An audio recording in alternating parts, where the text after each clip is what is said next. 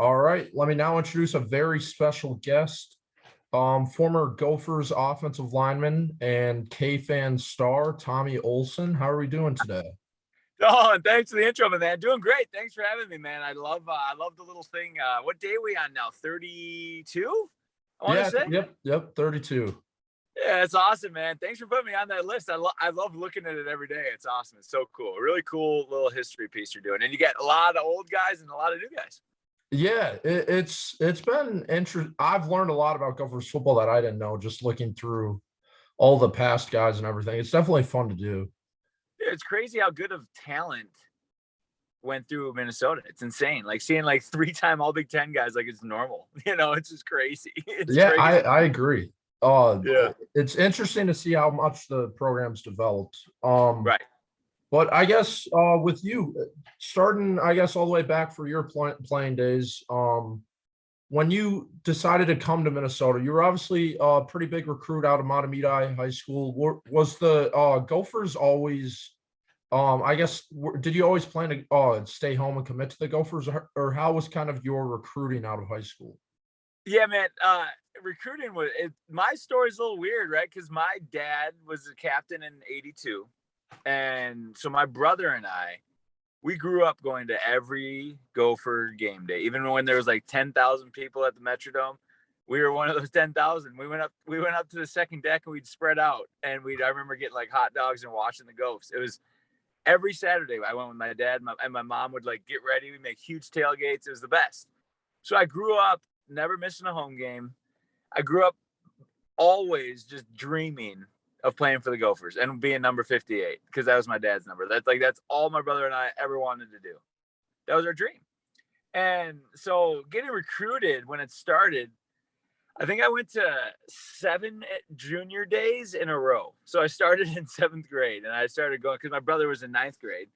And so my dad would just bring me all the time. And then like that's how it started. Because my brother got tall early and I was big. I was like probably 230 in like 7th grade. Wow. And yeah, I was a big boy, man. I was big. And it was just, I always played up. And I don't know, football was always like, I played 3 years of 8th grade football. So it was just, so 6th, 7th, and 8th. And I was always the biggest guy. And I don't know. So it all started in 7th grade when I met Coach Mason at the time. And just said, we're going to keep an eye on you. And they started sending some letters because Eddie was getting recruited too. And then it really all kind of happened my freshman year. That Brewster took over. I went to one camp that freshman summer. And then, so I started right away as a freshman for Matamidi and had a good season. Threw my highlight tape out to that was before Huddle, right? It was before you Yeah. had access to everything.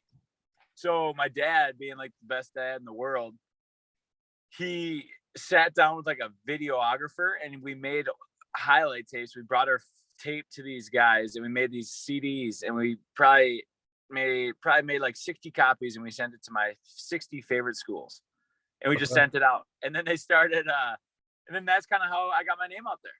And then Tom Lemming, do you know that name, Tom Lemming? Like Yeah, big yeah, yeah. recruiter? Yeah. So he came into town and I made his book as a freshman and I got a picture in his book and that's kind of when it all took off. Tom Lemon and he really liked me. He really thought I was good for some reason. And so that really helped. And then after my sophomore year, Eddie got an offer. Eddie, my older brother, got an offer my freshman year and his 11th grade year. So after his junior year, Eddie got offered. And Brewster gave him a 24-hour offer, meaning you have to commit today or else we're going to pull it. Because the day Wow. before he went out to Michigan and Michigan said they were going to offer him. So they found that out. Brewster offered him. We all met up at the football field and my brother committed right there.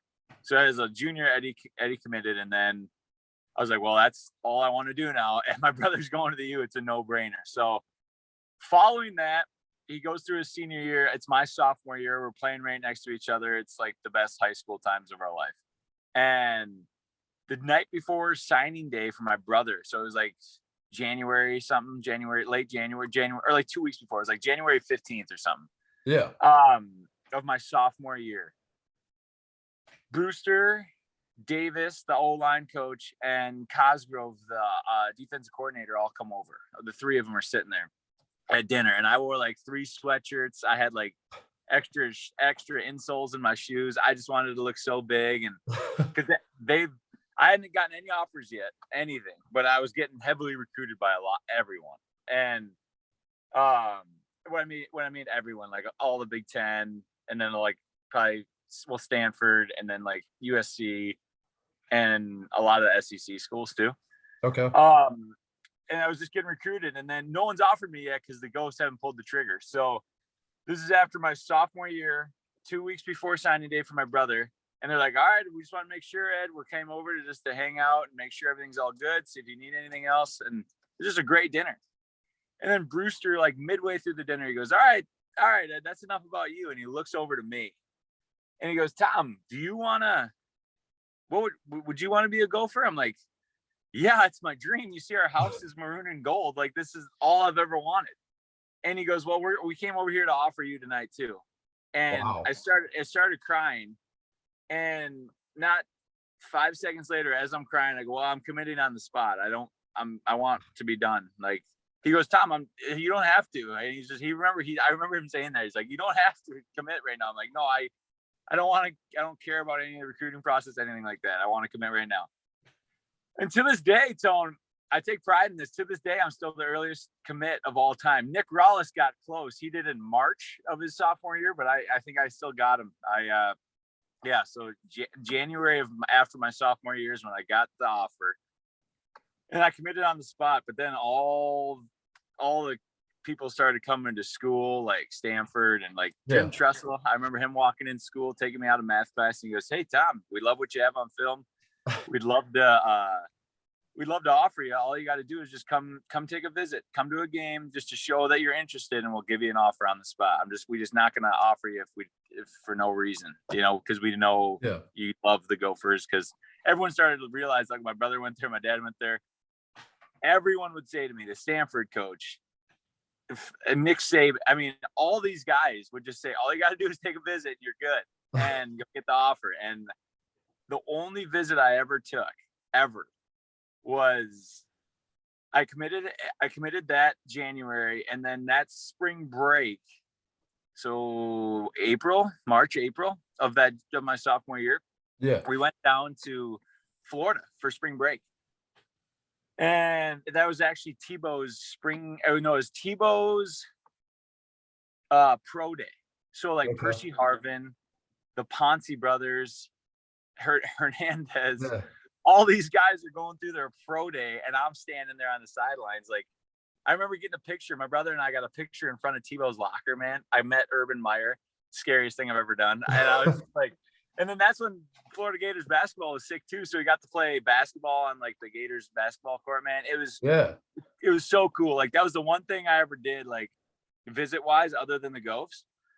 And that's one thing I kind of wish I always look back and, like, because everyone wanted me to go on official visits. Like, they all asked me to, just to go out there. I wish I would have told Brewster at the time /Kill, like, hey, I'm coming, but I want to go get pampered at like Alabama, like, how cool would that been? And like, go to like a night game at LSU or something, like, just to like do it and experience it and bring my family. So that's one thing I wish I would have done. But man, other than that, my dad helped me so much with it. My mom would make me breakfast, lunch, and dinner. Like, I can't thank them enough. Like, my brother laying the track for me, that I just got to figure out what to do. And then my mom, literally, it's all my mom, like, making me just dinners and lunch and waking me up and always having snacks for me. And like, finally moving out, like a couple of years ago, I finally realized, like, oh my God, how much work that is. Like, I know it sounds goofy to say, but like, even like laundry and all that stuff, I never thought of anything like that. She took care of everything. And that's probably like a little thing that really turned out to be a huge thing. And like, feeding me, like, man, I got pampered in senior year of high school because my mom was just taking care of me, and like, made lunches. I'm talking like big time lunches and like spaghetti and all that stuff. Man, it was the best, the absolute best. And I can't thank the three, my dad, my mom, and my brother, more. Like, the only reason I made it is because of them. And it was awesome. So that's just kind of my little background story of how I got recruited. Sorry for rambling so much, Tom. No, But that's a crazy that's story. my story. Yeah. Yeah. I can listen to recruiting stories all day. That's super interesting. Yeah, and you know what? Like the recruiting all kind of how my name got kind of bigger is just obviously my brother and my dad going to the U. And then Tom Lemming, like I said, he loved me. I don't like he loved my film. He ranked me the second center in the country, and it was behind Christian Westerman, who's playing for the Bengals now. I remember I was number 2. And then on his top 100 players for my senior year, it was Clowney was 1. I was 95th, and then Teddy Bridgewater was 96. Wow. Yeah, it's just crazy, man, thinking about that stuff. But like I look back because he has those books. You remember those books that he had?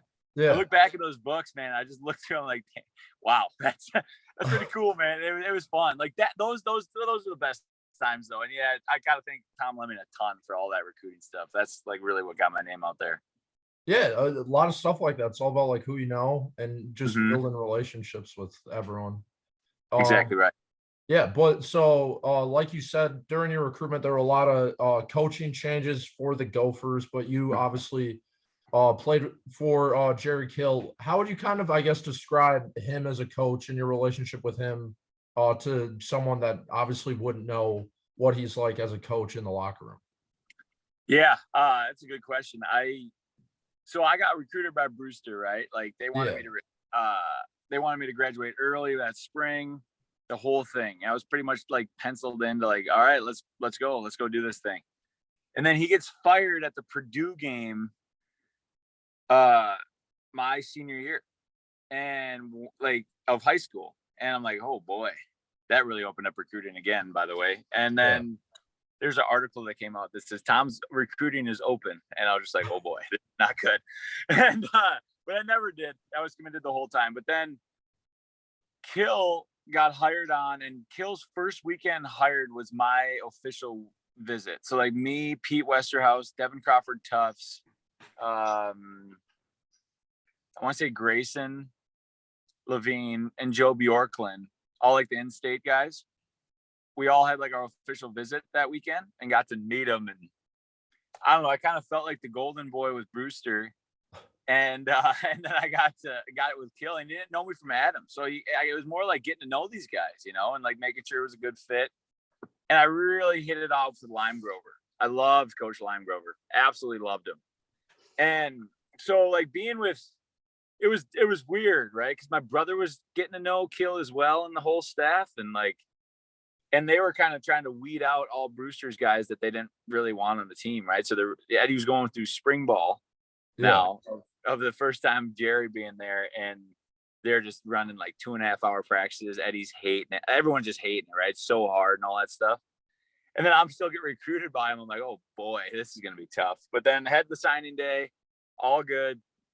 Go in freshman year, right? So that's Jerry's first fall yeah, I remember like I couldn't do anything right, man, as a freshman. Anything. And like Lime Grover, I mean, they would like I remember it was the first practice, and I'd never played center my entire life, and like they had all the freshmen down at one end, but I'm lucky enough to be down with like the starters and everything, and so I was running with the twos at the first practice at center, and out of 10 plays, I snapped the ball over Mitch's head, or it wasn't Mitch, it was actually Queese's head 8 times.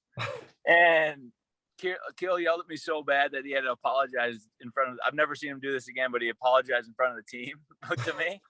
And so like that was tough. I was just crying. It was like the worst practice of my life. And then I actually didn't redshirt, got to play right away. And I went out to USC, and like the first play of my career was it was a kickoff return, and an all Pac-12 linebackers running down at me. And 5 months before that, I was playing Rodgers in the semifinals, right? So it's just, you're at USC, it's just like stuff you watch on TV. And this guy's sprinting down, and I'm with Drew Goodyear. You remember that name? Yeah. Drew Goodyear and I were on kickoff return together, and we buried this guy. I remember first play. buried him. And I got so amped. And then in film the next day, Kill goes, Tommy, you ducked your head. You're a coward for this. I'm like, oh boy, this is going to be a long year. So just stuff like that. You're a younger guy. But then I ended up starting later that year. I started a couple games, or probably 4 or 5 games my freshman year.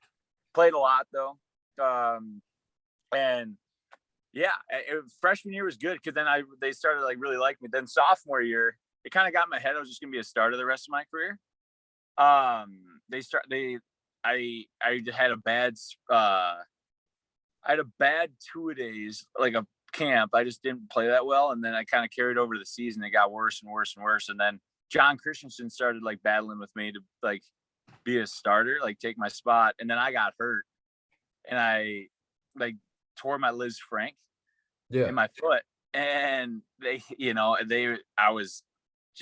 they were so mean. Not mean, but like once you're hurt, they don't really care, right? They're just like next man up type deal. Mm-hmm.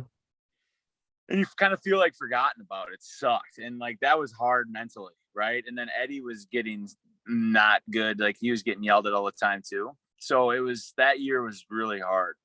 But then I got back in the starting lineup by the end of the year. And it was hard. Like he was really mean, not mean, but just tough my sophomore year. Freshman year was okay. Sophomore year was my dog year because I was struggling, not playing that well, getting fat, not good. And then junior year worked my tail off. And then he started seeing it. And I looked him in the eye my junior year. I said, by senior year, I'm going to have like this, and done. And I signed it and I made him sign it. And then a year later, by my senior year, I accomplished everything I told him I would. And like then we like loved each other, right? And then I started finding some success, starting again. I honestly, like now that I'm talking about, I think the better I played, the happier he got with me, and the worse I played, that's the worse. I mean, the angrier he got. So I don't know. It's what I always thought a college football coach would be, right? Like he's intimidating, very intimidating. You don't want to make him mad. Just try to do everything right. But then you get a guy like Lime Grover who just he's hard on you too early, but you get it, like he brainwashes you so like what mistakes you're making.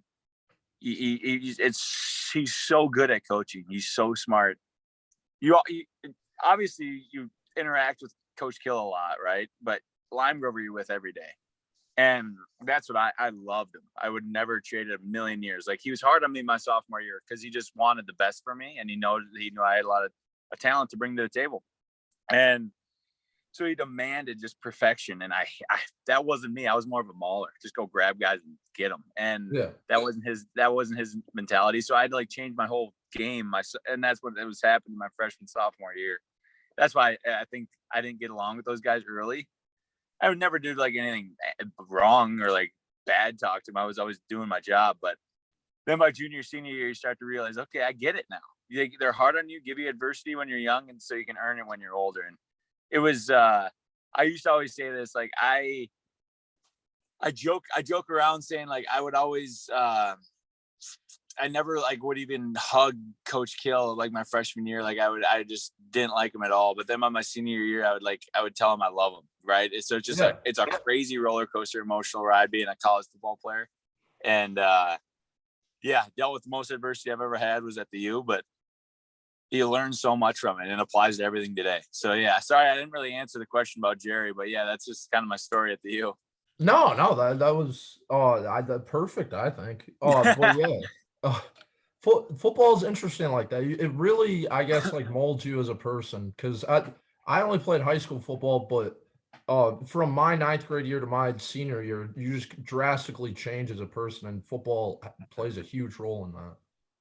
Oh my God, for sure. You learn everything from it. Honestly, everything I've ever done in life is I learned from football. Apply it to work, apply it to relationships, everything, family. It's football. Yeah. It's the world's greatest game, and you learn everything from it. And I'm so thankful for football because it's gotten me where I've gotten today. Yeah, you're just put in very like emotional, high stress situations, and you have to figure out how you're not necessarily going to survive, but how you're going to react to those. And exactly, I think that's what makes it so interesting. Right, you're exactly right, Tone. So at the end of your career with the Gophers in 2014, it was kind of, I guess, the peak of the Jerry Kill era, so to speak. Mhm. You guys went to the Citrus Bowl, came up short there, but I felt like there was a lot of momentum for the program at that point because that was like first big year in a while. How would you kind of, I guess, describe like the vibe of the program at that point when you were a senior? Yeah, man, it was incredible. At that our senior year, we had one of the best. I think one of the best teams ever. That team was stacked. I mean, we Yeah, had Cobb and Max. And we were good, man. We were good. We should not have lost to Illinois, right? If we would have beat Illinois, man, we'd have won the Big Ten West. It wouldn't matter what we did against Wisconsin. So yeah, it was that team was nuts. Like we couldn't like we just ran the ball, man. We were so good. And I don't know, like we had so much momentum. Game, it was fun. It was just a different atmosphere. We were close as this group, and just a good locker room of guys. And yeah, going down to the Citrus Bowl, it felt like the peak, right? It felt like we kind of made it. Like that's the old Capital One Bowl that I used to watch. Tim Tebow and yeah, like Taylor Lewan and like all these guys, like the old historic like Mike Hart and all these Michigan teams play in, and we're playing in that game. It was nuts. It was so cool. yeah. It was so cool. And like Jerry getting sick, and well, he was always sick, but like really having it go bad. That was tough, man. That was really tough because those teams were nuts. And like, if you think about it, if David Cobb, me, Sed Thompson, Drew Goodyear, like all those guys, like there was a group of probably 7 to 10, Grayson Levine, like 7 to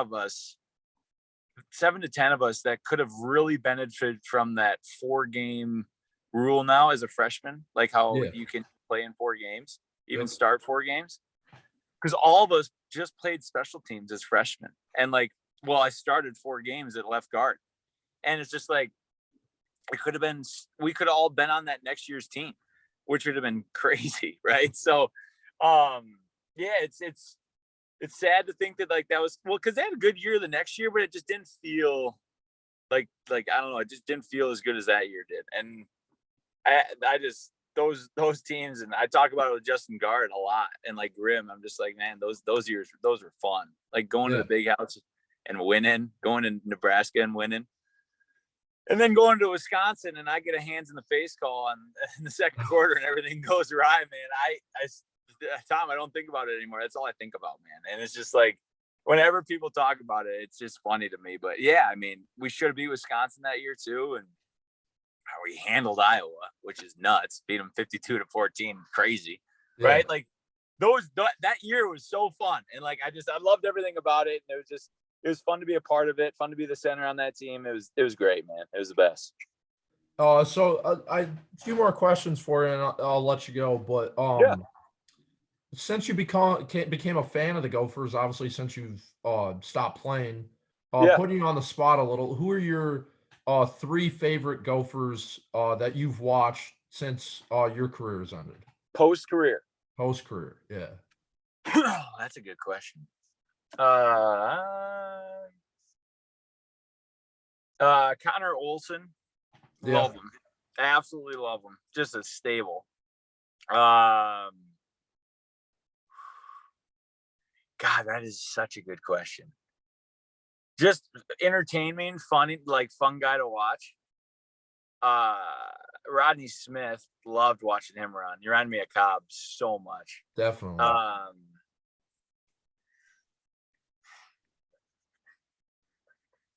I mean, dude, 2019, watching Bateman, man, he was sick. Like he was so sick. Man, all those guys. And Tanner, like I love watching Tanner. Sure, Yeah. he has some bad games, man. We all have bad games. I just love how he just keeps going. You Yeah. know, it's just so cool how he just keeps going. It seems like it doesn't phase him. I agree with that. And You get so much hate, but yeah, I well, I was in the thick of it with Mitch, right? I've never yeah. seen someone get ripped on like Mitch did, and he's like one of my best friends. So he's coming to my bachelor party, like one of my best friends, and like just seeing what he went through, and then like just seeing Tanner kind of go through the same criticisms, just like, and these guys are so good at football. Yeah, they're so good. They're so good. Yeah, sure, you have a bad throw. Okay, whatever. Like, calm down, everybody. It's football, man. Let's have some fun. Like that's why I really like Tanner. He's been through it all, and like I think he's gonna have a breakout year just because I think mentally, I think that's the biggest thing in college football that no one really thinks about. Like, he's grown now. Like he's gonna be calmed down. Like what's gonna phase him? Nothing's gonna ever phase him now. It's his 6th year. Yeah, He's gonna be chilling. he just got married too. Yeah, he's Right, he's gonna be chilling, man. I'm Yeah. telling you. So Tanner's a good one too. I mean, if I really sat and thought about who I really like, I mean, I could go for days. But like, I mean, watching like the old line last year, everyone on it was so fun. They were so good. I agree with that. Yeah. It's just like I can't wait to see John Michael this year just go off. And yeah, I just enjoyed watching up front how much we've grown since I was there, man. Like we had to put like a ragtag line together when I was there with my brother, but now they got just pros churning out, right? They're freaks. So it's fun to watch them too. I just go for game day. I'm just the biggest fan ever, right? So I go and watch and just like get so excited watching everything. And I don't know, that 2019 year was so fun to watch. But yeah, those are probably my 3 guys. Sorry, I just keep rambling, Tone. But yeah, No, definitely. I love it. Yeah, So last question for you. You've obviously been a fan of the Gophers your whole life. You played for the Gophers. Now you're a fan again. Where do you, I guess, kind of think that like the program as a whole, like do you think they can get onto a level of Wisconsin where they're competing for Big Ten championships every year? And I guess like where do you think the program is right now? Like, how do you think the future next like 5 to 10 years under PJ Fleck's going to go? Yeah, Tone, I get this question in kind of different ways, like what you just asked, quite often, right? And the one thing I always say is, look where we are now compared to when I started at the U and when my brother was playing there, right? So like when we were here and like when my brother was a freshman, sophomore, and I was like a freshman, sophomore, if we got to 6 wins, that was considered a good year for the Gophers. Like, no joke. Yeah. And that was recent. That was as recent as 2010, 2011, 2012, 2013. Yeah. That was, I mean, not 2013, but 2012, right? That's within 10 years.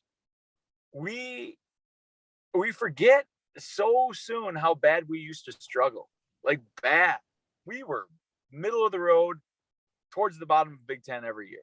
Yeah. And now since PJ's got here, no joke, if we aren't battling for the West for the last game of the year, we consider it a bad year. And that's what he's created. So when people ask me, what do you think of PJ? What do you think of PJ? It's just like, he's the best thing we could ever have at the U. Period. Yeah. He's the best coach we could ever have at the U because he's so good at recruiting. He's so good at motivating his team. And it seems like the kids just love to play for him. And if you get buy-in like that, and now he's got 4 of these seniors that have been here forever, for the time he's been there, they've been here, right? So they know exactly the culture he wants. He doesn't have to lead anymore. Now he's got these 4 guys leading for him. And when you get the guys to lead on the team, and he doesn't have to worry about leading the team, PJ doesn't have to worry about leading the team, the guys do it for him, ball game. That's why I'm so excited for this season. And to say the future of the Ghosts, it's going to be weird seeing someone else other than Tanner out there, right? So I want to soak this season in. I have high hopes for this season, and it's all because PJ and what he's done. It's so cool. We've never been in a better state of Gopher football than we are right now, ever. Even like back to like the Mason year, like this is kind of that era for us now, and we can't let it go away. We're debating if we're going to get 8 or 9 or 10 wins. That's just crazy. Like that's normal now. It's normal now. I'm not used to that as a Gopher fan. Yeah. That's why I'm so excited, man. I'm so excited. I'm so excited for it, right? And like last year, if we didn't have those 2 down games, we'd have another like 10-win season. It's crazy. Yeah. It's crazy to think like how far we've come as a program, and it's all due to PJ. And I give him the most credit in the world. I stick my neck out for him all the time. I think it's the coolest thing ever what he's done. And we get to sit here and debate on, what are we going to do? We're going to throw the ball more this year. We're going to hand it to Mo and get him 150. It's crazy to think how far we've come. And I could not be happier with where the program is, man. It's the best, and they're having fun. They got swag. The jerseys are sick. Like our facilities are unbelievable. Like they're doing stuff that like other top 20, 25 programs are doing.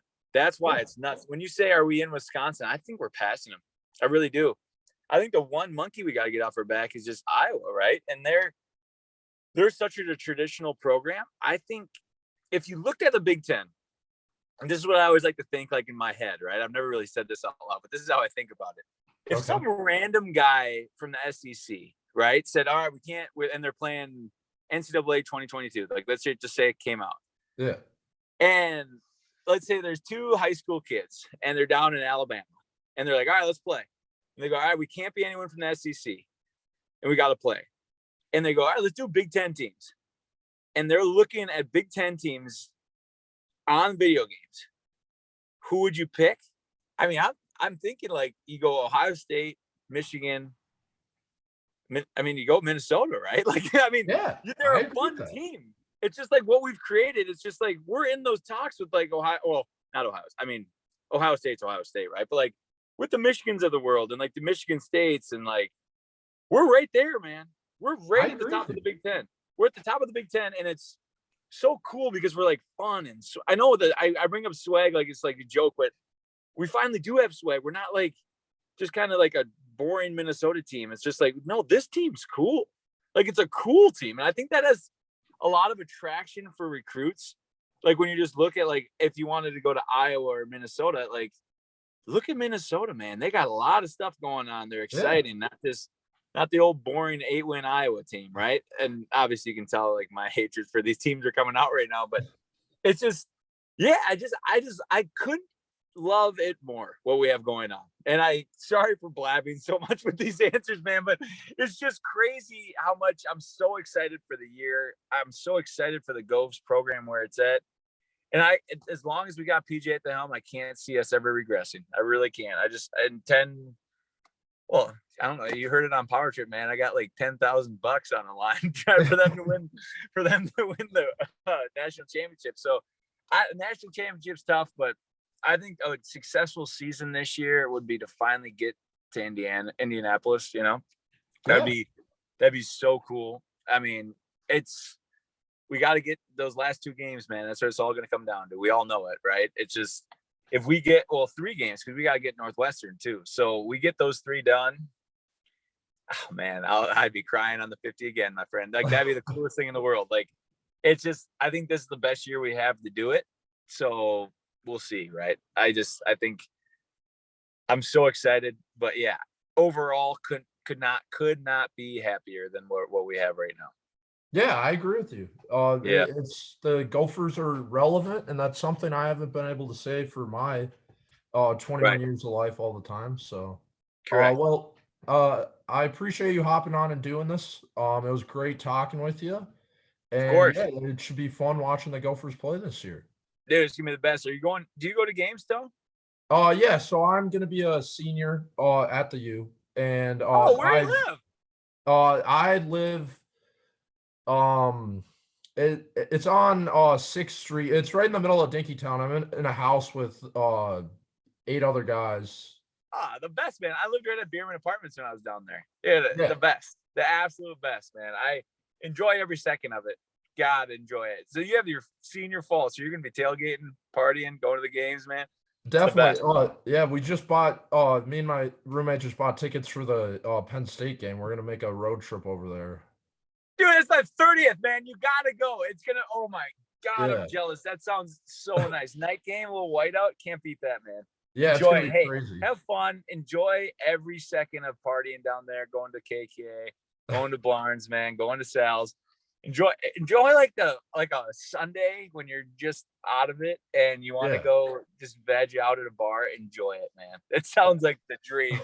Have the best fall of your life, man. God, that's cool. It is. Thanks again for doing this, and hope to talk soon. Thanks, Don. We'll talk to you soon, my friend.